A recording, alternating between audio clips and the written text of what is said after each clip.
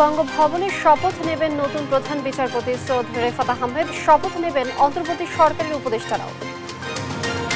রাজধানীতে থানায় ফিরেছেন পুলিশ সদস্যরা, কাজ করছেন সাদা পোশাকেই। চালু জরুরি সেবাগুলো এখনো কাটেনি শঙ্কা।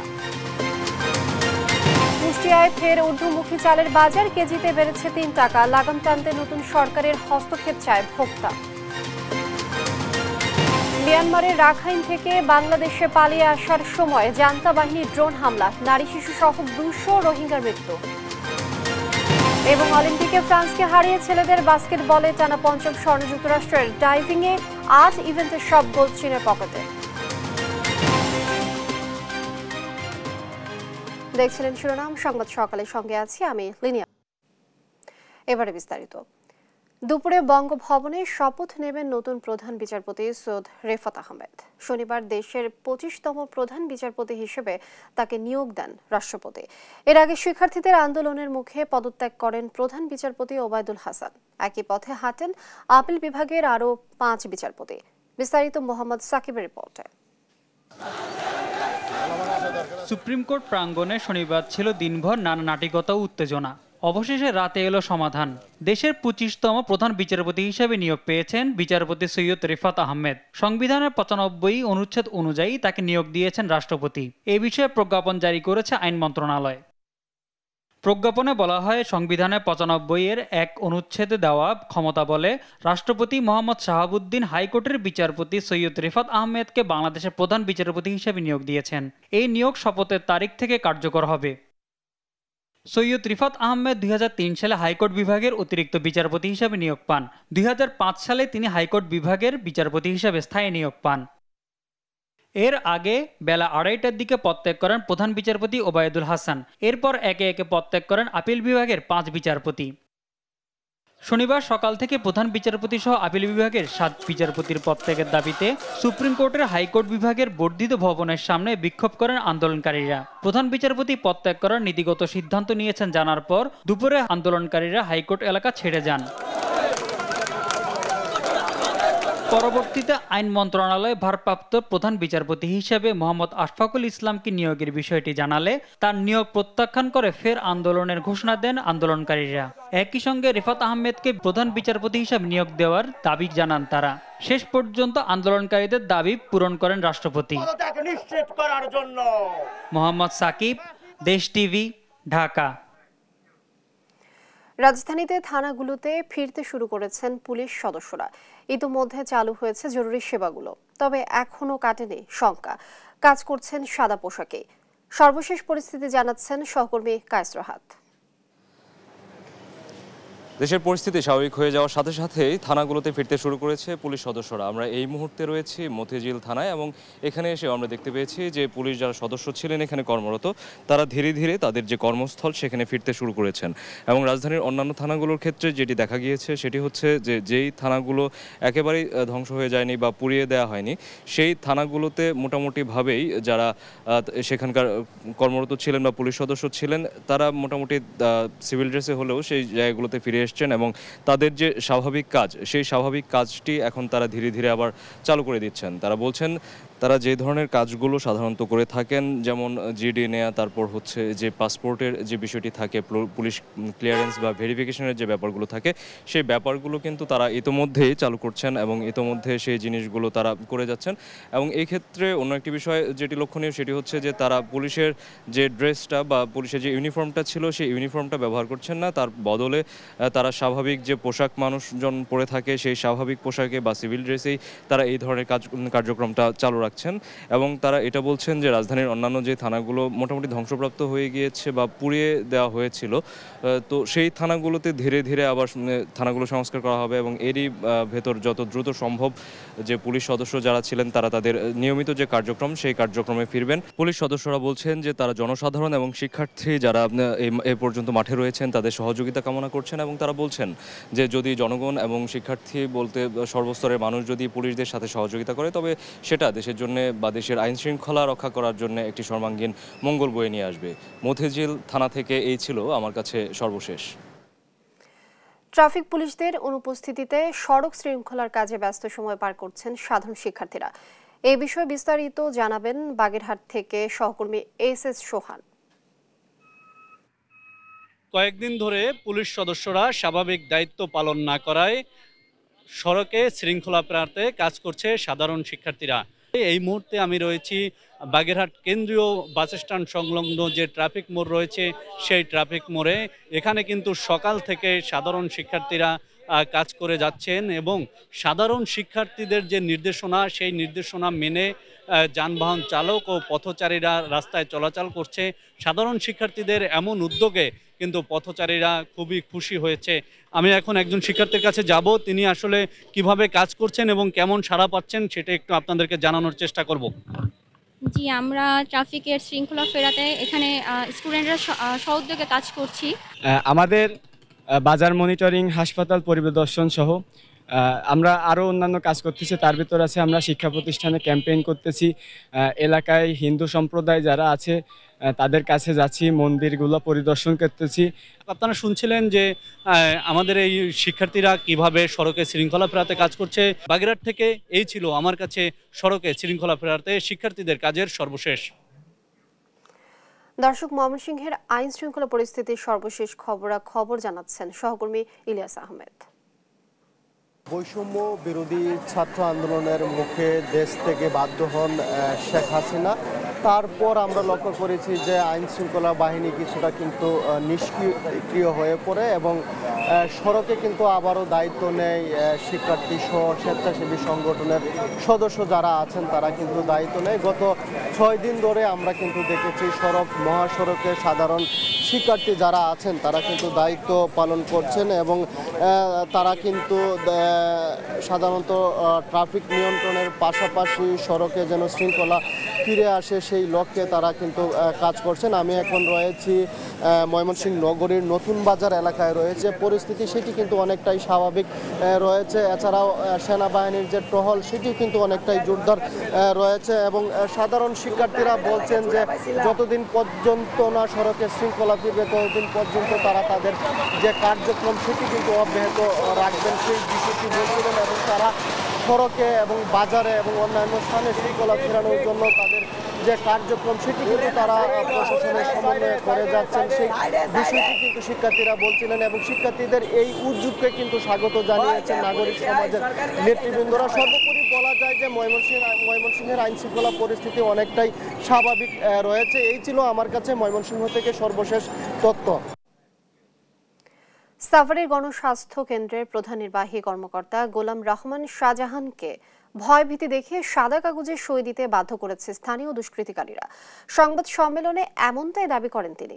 এ বিষয়ে জরুরি নোটিশ জারি করে প্রতিষ্ঠানটি। সহকর্মী শাহিনুর রহমান শাহিনের প্রতিবেদন, জানাচ্ছেন আপন অপু। শনিবার বিকেলে সাভারের গণস্বাস্থ্য কেন্দ্রের হাসপাতালে সংবাদ সম্মেলন করেন প্রধান নির্বাহী কর্মকর্তা গোলাম রহমান শাহজাহান। অভিযোগ করেন কিছু দুষ্কৃতিকারী তারা আশুলিয়ার বাসায় ঢুকে ভয় দেখিয়ে জোরপূর্বক সাদা কাগজে সই নিয়েছে। সেই কাগজ দিয়ে ছড়ানো হয় তার পদত্যাগের অপপ্রচার। সাদা কাগজে স্বাক্ষর করার জন্য তারা চাপ দিতে থাকে। আমিও দেখলাম আমার সাথে আর কেউ নাই, তারা 10-12 জন লাঠি সোটা হাতে। তখন আমি স্বাক্ষর করে দিলাম, ওরা স্বাক্ষর নিয়ে চলে গেছে। তো পরবর্তীতে আমি এটার কাউন্টার হিসাবে আরেকটা আমি যে পদত্যাগ দেই নাই এই ধরনের একটা বিজ্ঞপ্তি আমি আমাদের অফিসে দেওয়া হয়ে গেছে। প্রতিষ্ঠানটির ট্রাস্টি বীর মুক্তিযোদ্ধা ডাক্তার নাজিমউদ্দিন আহমেদ জানান, গণস্বাস্থ্য কেন্দ্রের সুনাম নষ্ট করছে একটি মহল।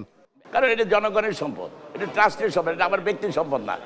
আমি 2 পয়সা কামাইলে এটা আমার জনগণের জন্য আমি খরচ করব। কিন্তু আমার লোকেরা যারা আছে তারা ভীত। হঠাৎ একজন বলে এই আজকে এত লোক আইতেছে, আজকে ছাত্ররা আইতেছে, আজকে উমুক আইতেছে, কিন্তু আমি কিন্তু এটা ভীত না। ওরা কেন আসবে? আমার ছাত্ররা এখানে কেন আসবে? এরা দুর্নীতির বিরুদ্ধে জেহাদ ঘোষণা করেছে, আমি দুর্নীতির জেহাদ ঘোষণা করেছি, আমার সংগঠন আমি চালাচ্ছি, ওরা কেন এখানে আসবে? আমি এটা ওদেরকে বুঝাইতে পারতেছি না। ওদের বলেন যে ওরা আসবে না। এ ঘটনায় জরুরি নোটিশ জারি করে সবাইকে সতর্ক থাকার পরামর্শ প্রতিষ্ঠানটির। নিউজ ডেস্ক, দেশ টিভি। রাজধানীর ট্রাফিক ব্যবস্থাপনা নিয়ে বিস্তারিত জানবো দর্শক। শাহবাগ থেকে যুক্ত হচ্ছেন সহকর্মী আলিমুজ্জামান সাফওয়ান, সরাসরি যাচ্ছি তার কাছে। সাফওয়ান, এখন ট্রাফিক ব্যবস্থা কেমন দেখছেন, কি পরিস্থিতি, সবকিছু মিলে জানাবেন।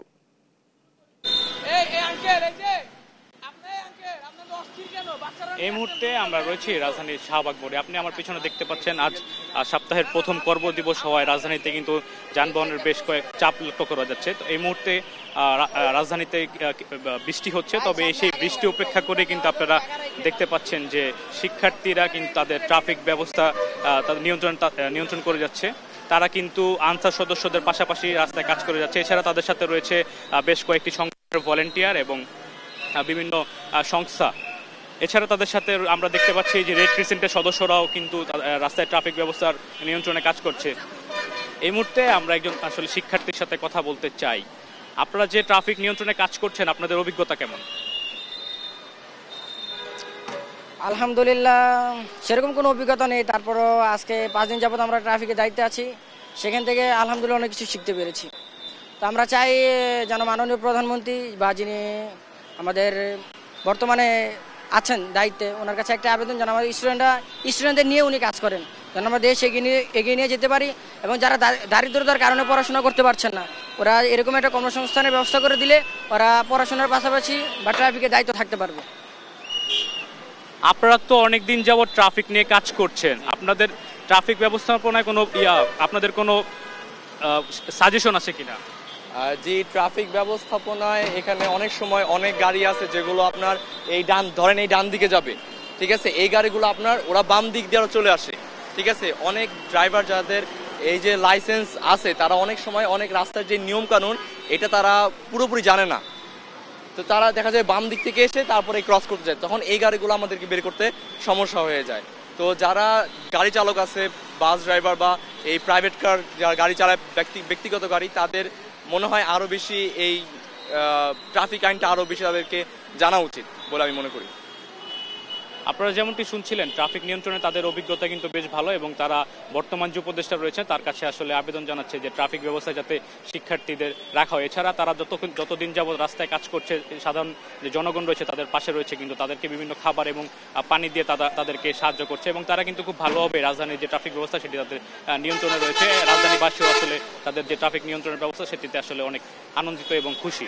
এই ছিল আসলে রাজধানীর শাহবাগ থেকে আমার কাছে ট্রাফিকের সর্বশেষ খবর। সাফওয়ান, অসংখ্য ধন্যবাদ আপনাকে। দর্শক, বর্তমান ট্রাফিক ব্যবস্থাপনার খবরাখবর জানাচ্ছিলেন সহকর্মী সাফওয়ান। কুষ্টিয়ায় আবারও ঊর্ধ্বমুখী চালের বাজার। সপ্তাহের ব্যবধানে মিনিকেট সহ সব ধরনের চালের দাম কেজিতে বেড়েছে 3 টাকা। তবে স্থিতিশীল রয়েছে সবজি সহ মাছ মাংসের বাজার। এদিকে তদারকির দায়িত্বে থাকা কর্মকর্তারা মাঠে না থাকলেও দাম নিয়ন্ত্রণে কাজ করছে শিক্ষার্থীরা। ভোক্তাদের প্রত্যাশা পণ্যের দাম নাগালের মধ্যে আনতে দ্রুত কার্যকরী পদক্ষেপ নেবেন নতুন সরকার। ইরফান রানার ক্যামেরায় কুষ্টিয়ায় থেকে নাহিদ হাসান তিতাসের রিপোর্ট। স্বৈরাচার শেখ হাসিনা সরকার পতনের পর কুষ্টিয়ায় স্বাভাবিক হতে শুরু করেছে জনজীবন, তবে স্বস্তি ফেরেনি নিত্যপণ্যের বাজারে। সপ্তাহের ব্যবধানে কুষ্টিয়ার বাজারে সব ধরনের চালের দাম কেজিতে বেড়েছে 2 থেকে 3 টাকা। বাজারে সরু মিনিকেট চাল কেজিতে 2 টাকা বেড়ে বিক্রি হচ্ছে 70 টাকায়। কাজললতা চাল কেজিতে 3 টাকা বেড়ে বিক্রি হচ্ছে 64 টাকা। আর মোটা আটাশ চাল কেজিতে 2 টাকা বেড়ে বিক্রি হচ্ছে 56 টাকায়। তবে স্থিতিশীল রয়েছে সবজি সহ মাছ মাংসের বাজার। বাজার বর্তমানে স্থিতিশীল আছে, বাজার বাড়ি নাই, তবে কমানোর জন্য চেষ্টা করছে ছেলেপেলে, কমে গেলে আলহামদুলিল্লাহ। সব ধরনের চাউলের দাম বৃদ্ধি পেয়েছে, বস্তায় 50 থেকে 100 টাকা। আটাশ চাউলটা বর্তমান মিল রেট আপনার 1350 থেকে 1360 টাকা। আমরা সেই চাউলটা বিক্রি করছি ধরেন এখন বর্তমান 1400 টাকা, 1410-20 এরকম। ভোক্তাদের প্রত্যাশা সব ধরনের দ্রব্যের দাম সাধারণ মানুষের নাগালের মধ্যে আনতে দ্রুতই কার্যকরী পদক্ষেপ নেবেন নতুন সরকার। সরকার যারাই আসুক বা যেই আসুক বা যেভাবেই থাকুক, সবার উচিত যে অন্তত বাজারটাকে নিয়ন্ত্রণ করার জন্য। দাম কমলে তো আসলে সাধারণ মানুষের ভালোই হবে, তবে সব কিছুর সাথে একটা সামঞ্জস্য রাখা দরকার। আমরা জানি যে এটা যেহেতু কৃষক পর্যায় থেকে এই সবজিগুলো আসে। এদিকে বাজার তদারকিতে দায়িত্বশীল কর্মকর্তারা মাঠে না থাকলেও দাম নিয়ন্ত্রণে কাজ করছে শিক্ষার্থীরা। দিচ্ছেন মূল্য তালিকা রাখা সহ সহনশীল মূল্যে পণ্য বিক্রির আলটিমেটাম। বাজারের সব বাজারই আমরা মনিটরিং করেছি। ক্ষেত্রে আমরা দেখেছি বাজারের অবস্থা কোনো সবজি বিক্রেতাই তাদের দোকানে কোনো মূল্য তালিকা নেই, যেটা সবথেকে গুরুত্বপূর্ণ বিষয়। দীর্ঘদিন ধরে বাজারে অরাজকতা নতুন সরকারের কার্যকরী পদক্ষেপে দ্রুতই নিয়ন্ত্রণে আসবে বলে প্রত্যাশা সবার। নাহিদ হাসান তিতাস, দেশ টিভি, কুষ্টিয়া। স্বাভাবিক হচ্ছে নিত্যপণ্যের দাম। মুন্সিগঞ্জ থেকে বাজার পরিস্থিতির সবশেষ খবরাখবর জানাচ্ছেন সহকর্মী সুমিত সরকার সুমন। চলমান পরিস্থিতিতে আসলে এখন বাজার পরিস্থিতি কিছুটা স্বাভাবিক হয়েছে বলে আমরা কয়েকটি বাজার ঘুরে দেখেছি। এখানে আসলে সবজির দাম কিছুটা কমেছে। এই যেমন কাঁচা মরিচে গত কয়েকদিন আগে ছিল 220 টাকা, সেই কাঁচা মরিচ এখন বিক্রি হচ্ছে 120 টাকায়। পটল 60 টাকা ছিল, সেই পটল এখন 40 টাকা বিক্রি হচ্ছে। বেগুন 60 টাকা, 20 টাকা কমে বিক্রি হচ্ছে 40 টাকা। তেমনভাবে শাকসবজির দামও কিছুটা কমেছে বলে আমরা জানতে পেরেছি। এই বিষয়ে আমি এখন একজন বিক্রেতার সাথে কথা বলবো, তার সাথে একটু জানার চেষ্টা করব যে আসলে দাম বাজারে কেমন আছে। আপনি একটু জানাবেন আমাদের যে বাজার কি অবস্থা? হ্যাঁ, বাজার আগের চেয়ে অনেক 10 টাকা 20 টাকা প্রতি মালে কমছে, প্রতি মালের দাম কমছে। বাজার বর্ষাকালের দিন তো তাই তো বেশি, আবার সামনে আবার দাম আরও কমে যাবে। ধন্যবাদ। জি, আপনি যেমনটি শুনছিলেন আসলে একজন বিক্রেতার কাছে। এদিকে মুদি বাজারে আমরা ঘুরে দেখেছি, শুধু পেঁয়াজের দাম 120 টাকা, সেই পেঁয়াজ বিক্রি হচ্ছে 110 টাকায়। আর ডিম ছিল 55 টাকা, সেই ডিম 50 টাকায় বিক্রি হচ্ছে। এই ছিল আমার কাছে মুন্সিগঞ্জ থেকে বাজারের সর্বশেষ তথ্য। এবার ভোলা থেকে মাছ মাংসের বাজার দর জানাচ্ছেন সহকর্মী ছোটন সাহা। বলা যায় যে ভোলার যে নিত্যপণ্যের দরদাম, সবজি এবং নিত্যপণ্য সহ অন্যান্য পণ্যের দাম কিছুটা নিয়ন্ত্রণে থাকলেও মাছ এবং মাংসের বাজারের অস্থিরতা এখনও চলছে। কারণ আমরা দেখেছি আজকেও মাছ বাজার ঘুরে মাছের দাম, প্রতিটি মাছের দামে কিন্তু অনেকটা চড়া। বিশেষ করে ইলিশের দাম কিন্তু আকাশচুম্বী যে অবস্থা মাছের দাম। ক্রেতারা বাজারে এসে অনেকটা হতাশ প্রকাশ করছেন, ক্ষোভ প্রকাশ করছেন। যদিও মাংসের দাম কিছুটা স্থিতিশীল, গরুর মাংসের দাম 650 টাকা এবং খাসির মাংসের দাম 1000 টাকা কেজি প্রতি বিক্রি হচ্ছে। এবং এছাড়াও অন্যান্য মুরগি যেমন ব্রয়লার বা দেশি যে মুরগি রয়েছে সেগুলোর দামও কিন্তু বলা যায় অনেকটাই আকাশচুম্বী। আমরা দেখেছি যে গত কয়েকদিন ধরে সাধারণ ছাত্র সমাজের নেতৃবৃন্দ কিন্তু নিত্যপণ্যের বাজার ঘুরেছেন এবং তারা ঘুরে কিন্তু বাজার মনিটরিং করেছেন এবং দরদাম যত নিয়ন্ত্রণে থাকে সেই ব্যাপারে তারা সতর্ক করে দিয়েছেন। গতকালকেও কিন্তু আমরা দেখেছি ছাত্ররা বাজার মনিটরিং করেছেন। তো এমনই অবস্থায় যারা সাধারণ ক্রেতা রয়েছেন তারা দাবি তুলেছেন যাতে অন্ততপক্ষে নিত্যপণ্যের দরদাম অনেকটা নাগালের মধ্যে থাকে, যাতে যারা নিম্নবিত্ত মানুষ রয়েছেন তারা যাতে বাজারে এসে মাছ মাংস স্বাভাবিকভাবেই কিনতে পারেন, এমনটি কিন্তু দাবি তারা তুলেছেন। তো এ ছিল আমার কাছে ভোলার বাজারে মাছ এবং মাংসের দরদাম নিয়ে সর্বশেষ তথ্য।